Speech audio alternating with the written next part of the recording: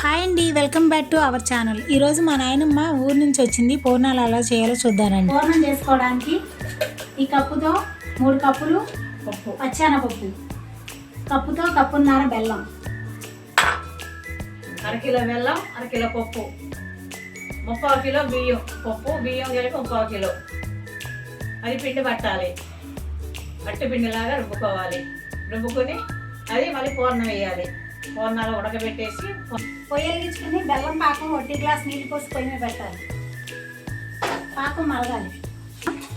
పాకం వచ్చాను. పచ్చెనపప్పు మిక్సీ పెట్టి దీంట్లో కలపాలి. కిలో పచ్చెనపప్పు మిక్సీ పెట్టుకుంటాం.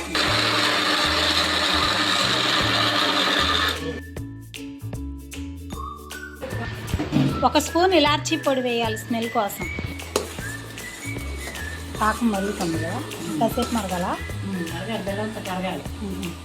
బెల్లం కరిగాక 10 నిమిషాల నుంచి ఆ పచ్చెనపప్పు పొడి దీంట్లో వేసుకోవాలి. మిక్సీ పెట్టి అరకిలో బెల్లానికి గ్యాస్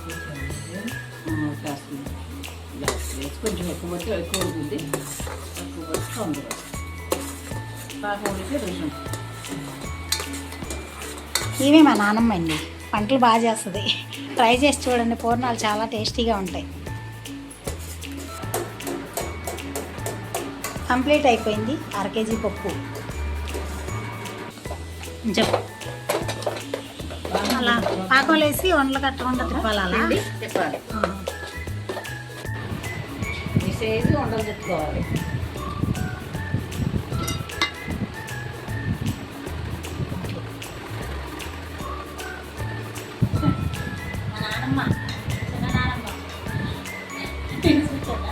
అగొద్ద నా పేరు అసలు మమ్మీ మమ్మీ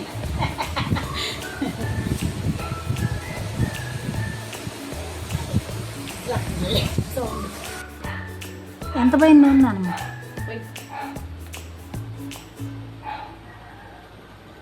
కిలో పడుతుంది మొత్తం పోసేనా? కిలో నూనె, గ్లాసున్నర బియ్యము, గ్లాసున్నర పప్పు.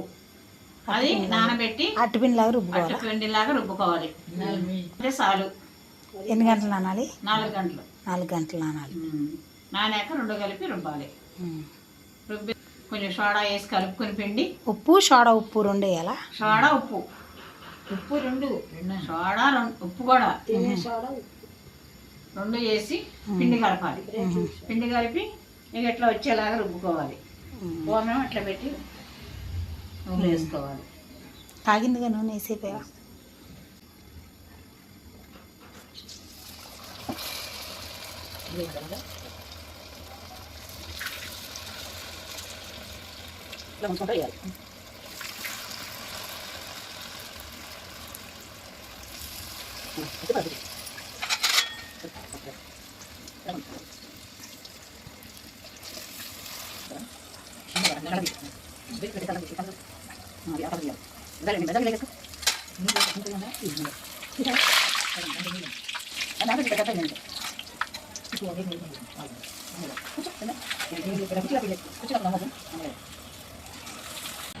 పూర్ణాలు తయారు చేయడం అయిపోయిందండి. ఒకసారి టేస్ట్ చూద్దాం.